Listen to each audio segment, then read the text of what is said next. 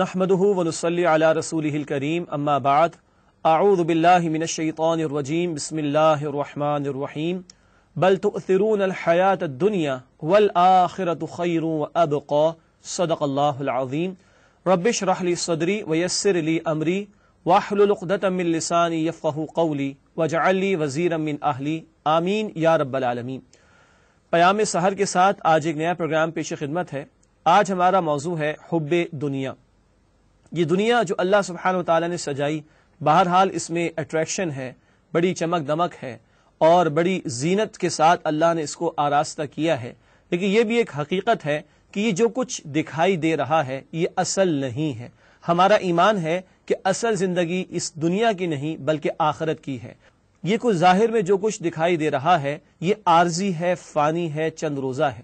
اسی لیے قرآن کہتا ہے سورۃ الاعلیٰ آیت نمبر 16 اور 17 میں بل تؤثرون الحیات الدنیا، تم دنیا کی زندگی کو ترجیح دیتے ہو، اختیار کرتے ہو، والآخرۃ خیر وابقا، اور آخرت بہتر بھی ہے اور ہمیشہ ہمیشہ باقی رہنے والی بھی ہے۔ یہ اللہ کا کلام ہے۔ اللہ تعالیٰ فرما رہے ہیں، انسانوں کو توجہ دلا رہے ہیں، تم عارضی فانی دنیا کو اختیار کرتے ہو جبکہ اصل زندگی، باقی رہنے والی اور بہتر زندگی وہ آخرت کی ہے۔ اللہ کے رسول صلی اللہ علیہ وسلم نے فرمایا جامع ترمذی کی حدیث میں، عقل مند وہ ہے جو اپنے نفس کو قابو میں رکھے، یہ دنیا کی خواہشات اس کے چکر میں پڑنے کے بجائے وعمل لما بعد الموت، عمل کرے اس زندگی کے لیے جو موت کے بعد آنے والی ہے۔ تو اللہ کے نزدیک اصل زندگی وہ آخرت کی ہے، اور اللہ کے رسول صلی اللہ علیہ وسلم نے بھی فرمایا کہ عقل مند تو وہ ہے جو موت کے بعد کی زندگی کی تیاری کر رہا ہو، ورنہ انسان غفلت میں پڑھ کر اپنی منزل کھوٹی کر دیتا ہے۔ قرآن کہتا ہے سورۃ تکاثر میں، الہاکم التکاثر حتی زرتم المقابر، یہ کثرت کی خواہش نے تمہیں غفلت میں ڈال دیا، تم دنیا کی محبت میں ڈوبے رہے اور مال و اسباب کے پیچھے ہی پڑے رہے، حتی زرتم المقابر، یہاں تک کہ تم نے قبریں جا دیکھی۔ وہ بہت مشہور شعر بھی ہے نا، جائے گا جب جہاں سے کچھ بھی نہ ساتھ ہوگا، 2 گز کفن کا کپڑا تیرا لباس ہوگا۔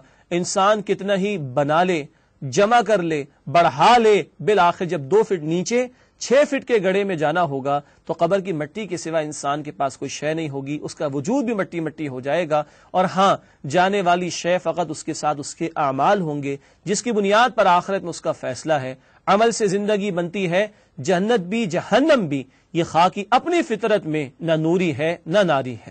آئیے اب اس دنیا کی محبت اور اس کی حقیقت کے حوالے سے تھوڑا اور غور کرنے کی کوشش کریں۔ اللہ سبحانہ و تعالیٰ اس دنیا کی عارضی فانی زندگی کی مثالیں مختلف انداز سے بیان فرماتے ہیں۔ مثلا سورۃ الحدید آیت نمبر 20 میں تذکرہ آیا، اعلموا انما الحیات الدنیا لعب ولہو وزینۃ وتفاخر بینکم وتکاثر فی الاموال والاولاد کمثل غیث اعجب الکفار نباتہ ثم یہیج فتراہ مصفرا ثم یکون حطاما وفی الآخرۃ عذاب شدید ومغفرۃ من اللہ ورضوان۔ اللہ تعالیٰ فرما رہے ہیں کہ جان لو دنیا کی زندگی یہ کھیل تماشا ہے، یہ زینت اور آرائش کا اختیار کرنا ہے، ایک دوسرے سے سبقت لے جانے کی کوشش کرنا ہے، کمپیٹ کرنے کی کوشش کرنا ہے، اور کثرت سے مال و اسباب کا جمع کرنا ہے۔ یہ اللہ نے زندگی کے مختلف ادوار کا تذکرہ فرمایا ہے۔ 5 ادوار یہاں پر بیان ہوئے۔ ایک دور ہوتا ہے کہ جب بچہ رنگ برنگی چیزوں کو دیکھ کر خوش ہوتا ہے، اور اگر وہ چیز اس سے لے لی جائے تو چیختا ہے، چلاتا ہے، اپنا احتجاج ریکارڈ کراتا ہے۔ ایک اگلا مرحلہ اسی بچے کی زندگی کا آتا ہے جب اس کو ورزش چاہیے، کھیلنے کودنے کے لیے چیزیں چاہیے۔ اب محض رنگ برنگی پینسلوں یا اس طرح کی چیزوں سے اس کا دل بہلایا نہیں جا سکتا۔ یہی بچہ آگے بڑھتا ہے، اب اسکول لائف، پریکٹیکل لائف میں آتا ہے، اب اسکول لائف ہے یا ٹین ایج ہے، نوجوانی کی عمر ہے، اب ہیئر اسٹائل کا معاملہ بھی ہے، جوتے بھی ہیں، گھڑی بھی ہے، کپڑے بھی ہیں، آؤٹ لک اور گیٹ اپ کا معاملہ بھی ہے۔ اگر کچھ چیزیں اس کے پاس ایسی نہ ہو جو دوسرے کے پاس ہیں تو وہ کمپلیکسٹی کا احساس سے کمتری کا شکار ہو جاتا ہے۔ یعنی جس طرح زندگی کے ایک مرحلے سے دوسرے مرحلے پر انسان منتقل ہوتا ہے، زندگی کی ترجیحات اور اس کی پریفرنسز تبدیل ہو جاتی ہیں۔ پھر یہی بندہ آگے اور بڑھتا ہے، پریکٹیکل لائف میں آتا ہے، بیوی بچے بھی ہیں، نوکری یا کاروبار بھی ہے۔ اب ایک دوڑ لگی ہوئی ہے، بہتر سے بہتر مکان، بہتر سے بہتر گاڑی، بہتر سے بہتر انویسٹمنٹ، اولاد بہتر سے بہتر اسکول اور کالجز وغیرہ میں تعلیم حاصل کر لے، اسی کی دوڑ لگی۔ اور پھر وہ بڑھاپا بھی آتا ہے کہ جب کچھ کرنے کے قابل تو نہیں، لیکن بس یہ ہے کہ کسی طرح اولاد اس کا مستقبل تابندہ ہو جائے، سنور جائے اور مال کثرت سے جمع ہو جائے تاکہ بڑھاپا میرا سکون سے بسر ہو جائے۔ یہی ظاہری ادوار زندگی کے جو ہم دیکھتے ہیں، لیکن قرآن کہتے ہیں کہ ایک چھلانگ اور لگاؤ، وہ آخرت کی بھی زندگی ہے جس پر تمہاری توجہ رہے۔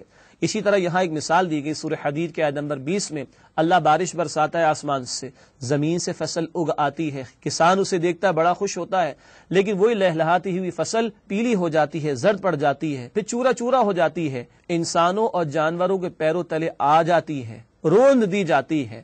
تمہارا معاملہ بھی یہی ہے، جوانی کا عالم ہوتا ہے تو اکڑ کے چلتے ہو، سینہ تان کر چلتے ہو، بہت کچھ اپنے آپ کو سمجھتے ہو، لیکن جب بڑھاپا طاری ہوتا ہے تو تمہاری ساری صلاحیتیں پھر وہ کمتر ہو جاتی ہیں، ختم ہو جاتی ہیں۔ لیکن یاد رکھو، فصل جل کر مٹی مٹی ہو جائے یا راکھ بن جائے، معاملہ ختم۔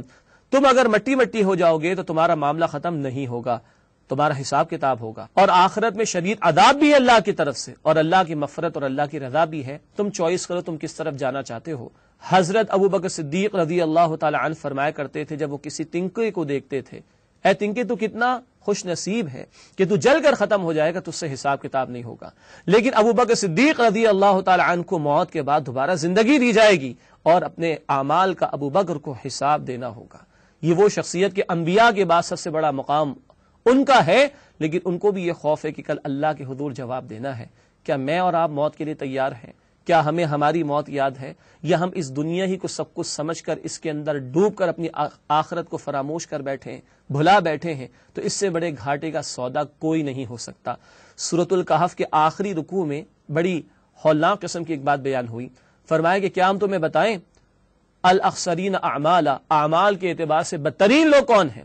الذین ضل سعیہم فی الحیات الدنیا، وہ کہ جن کی ساری کوششیں، ساری محنتیں دنیا ہی بنانے میں لگ گئیں، اور اپنی دانش میں کیا سمجھتے ہیں بڑے اچھے جا رہے ہیں، اور اللہ اور آخرت کی ملاقات کو انہوں نے بھلا دیا۔ یہ لوگ ہیں بدترین خسارے میں، جنہوں نے دنیا کو اپنا مقصود بنا لیا اور دنیا ہی کے بندے بن کر رہ گئے اور آخرت کو فراموش کر دیا۔ اس کے برعکس اللہ ہمیں کیا بتاتا ہے؟ اللہ ہمیں بتاتا ہے سورہ النحل میں آیت نمبر 95 اور 96 میں تفصیل آتی ہے، ما عندکم ینفد وما عند اللہ باق، جو کچھ تمہارے پاس ہے وہ ختم ہو جائے گا، اور جو اللہ کے پاس ہے وہ ہمیشہ رہنے والا، باقی رہنے والا ہے۔ تو ہمیشہ رہنے والے کی فکر کرو، اس ظاہری چمک دمک کے پیچھے دیوانے ہو کر اپنی منزل آخرت کی کھوٹی نہ کر لو۔ آئیے اب چند احادیث کی روشنی میں اس دنیا کی حقیقت کو سمجھنے کی کوشش کریں، جس کی محبت میں ڈوب کر ہم اللہ کو بھلا دیتے ہیں، آخرت کو فراموش کر دیتے ہیں۔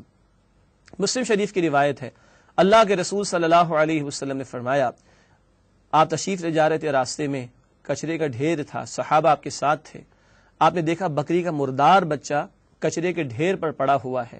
آپ نے فرمایا، اے میرے صحابہ، تم میں سے کون اسے 1 درہم میں خریدے گا؟ صحابہ نے عرض کیا، اے اللہ کے رسول صلی اللہ علیہ وسلم، ہم میں سے تو کوئی بھی اس کو نہ خریدے گا 1 درہم میں، یہ مرا ہوا ہے، اس کے کان کٹے ہوئے ہیں، اس کے پیٹ پھولا ہوا ہے، اور بدبو اس میں سے آ رہی ہے، کچرے کے ڈھیر پر کسی نے اسے پھینک دیا، اس کی کیا بقات، کیا ویلیو ہماری نگاہوں میں؟ آپ صلی اللہ علیہ وسلم نے فرمایا، اللہ کی قسم، جتنا یہ بکری کا مردار بچہ تمہاری نگاہوں میں کمتر اور حقیر اور ذلیل ہے، یہ دنیا اور اس کا مال و اسباب اللہ کی نگاہوں میں اس سے زیادہ کمتر، اس سے زیادہ حقیر، اس سے زیادہ ذلیل ہے۔ اس کے پیچھے دیوانے ہونے کی کوشش نہ کرنا۔ اللہ کے رسول صلی اللہ علیہ وسلم نے فرمایا، مسلم شریف کی روایت ہے، کہ تم میں سے کوئی سمندر میں اپنی انگلی ڈال کر دیکھے کتنا پانی لگ کر آیا۔ یہ جو پانی لگ کر آیا انگلی پر، یہ دنیا کی زندگی کی مدت کی مثال ہے، اور وہ ٹھانٹے مارتا ہوا سمندر، حد نگاہ تک پھیلا ہوا سمندر، وہ آخرت کی مثال ہے۔ جیسے انگلی پر لگے پانی کی کوئی نسبت نہیں، کوئی موازنہ نہیں ٹھانٹے مارتے ہوئے سمندر کے پانی سے، اسی طرح اس دنیا کی مدت کا کوئی موازنہ ممکن نہیں آخرت کی زندگی کے اعتبار سے۔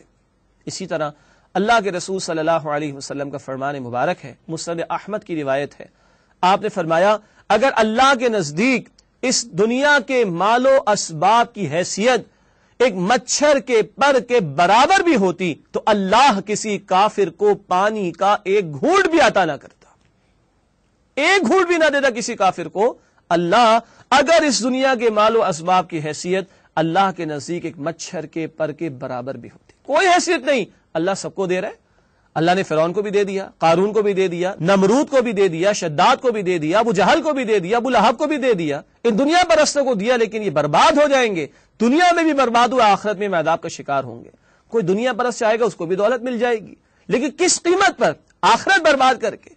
اپنے آپ کو جہنم کا انگارہ بنا کر، تو اس سے بڑی کوئی احمقانہ حرکت نہیں ہو سکتی کہ ہمیشہ کی زندگی کے فائدے کو چھوڑ کر انسان وقتی، عارضی، فانی، چند روزہ زندگی کو اپنا مقصود اور مطلوب بنا دے۔ ایک اور حدیث آتی ابن حبان میں، یہ بھی ایک حدیث کی کتاب ہے۔ اللہ کے رسول صلی اللہ علیہ وسلم نے بڑی عجیب مثال بیان فرمائی۔ آپ نے فرمایا دیکھو، اس دنیا کے مال و اسباب کی حیثیت ایسے ہی ہے جیسے کہ تم میں سے کوئی اپنے کھانے کو دیکھے کہ اپنا کھانا تیار کرنے میں کتنا وقت وہ لگاتا ہے، اس کو خوش نما بنانا، خوش ذائقہ بنانا۔ اور آج تو پورے فوڈ چینلز چل رہے ہیں، کتنی کوشش کی جاتی ہے کھانے کو خوش نما اور خوش ذائقہ بنانے کی، لیکن کھانے میں کتنا وقت لگتا ہے؟ بہت ہی مختصر۔ کھانے کے بعد کیا ہوتا ہے؟ کچھ تو ہمارے وجود کا حصہ بن گیا، باقی کہاں گیا؟ وہ ویسٹیج، وہ جو اسٹول اور یورین، پیشاب پخانے کی شکل میں جسم سے فارغ ہو جاتا ہے۔ جیسے یہ گندگی ہے، اس دنیا کا مال و اسباب بھی ویسے ہی گندگی ہے۔ اس کے پیچھے دیوانے نہ بن جانا۔ یاد رکھو، دنیا ضرورت ہے، مقصد نہیں ہے۔ مقصد اوپر رہے گا، ضرورت نیچے رہے۔ بڑی خوبصورت کسی نے مثال بیان فرمائی کہ دیکھو، کشتی پانی میں چلتی ہے اور ضروری ہے کہ پانی میں چلے، خشکی پر نہیں چلتی، لیکن جب کشتی پانی میں ہوتی ہے تو بقدر ضرورت اس کا حصہ پانی میں ہوتا ہے۔ اگر زیادہ حصہ پانی میں جائے گا وہ ڈوب جائے گی۔ تو دنیا ضرورت ہے، رہنا ہے اس میں، اور یہی محنت کر کے آخرت کی تیاری کرنی ہے، لیکن زیادہ ڈوبیں گے اس میں تو اپنی منزل کھوٹی کر لیں گے۔ اس ایک پہلو کے اعتبار سے ہی دنیا کی اہمیت ہے، اور وہ یہ کہ آخرت کی اصل زندگی کے لیے محنت کرنے کا موقع اس زندگی میں اللہ نے مجھے اور آپ کو عطا فرمایا۔ اور یاد رکھیے، ایک ہی مرتبہ دیا۔ دنیا کے ایگزامز ہوتے ہیں اسکول کالجز میں، ہم فیل ہو گئے، سپلیمنٹری ہو گیا، لیکن یہ زندگی اللہ نے ایک ہی مرتبہ عطا کی، سوچ سمجھ کر اس کو گزارنا چاہیے۔ آج ہم دنیا کی محبت میں ڈوبے تو آج ہم مغلوب ہیں۔ ابو داؤد شریف کی حدیث ہے، نبی اکرم صلی اللہ علیہ وسلم نے فرمایا، ان قریب قومیں تم پر ایک دوسرے کو حملہ کرنے کی دعوت اس طرح دیں گی جیسے دسترخوان سجانے کے بعد اس پر کھانا جب تیار ہو جاتا ہے تو مہمانوں سے کہا جاتا ہے کہ آئیے اور کھا لیجئے۔ ایسے ایک دوسرے کو حملہ کرنے کی قومیں دعوت دیں گی۔ پوچھا گیا کہ ہماری تعداد کم ہوگی؟ آپ نے فرمایا کہ نہیں، تمہاری تعداد تو بہت ہوگی۔ پوچھا گیا پھر ایسا کیوں ہوگا؟ فرمایا تم میں وہن کی بیماری پیدا ہو جائے گی۔ پوچھا گیا وہن کیا ہوتا ہے؟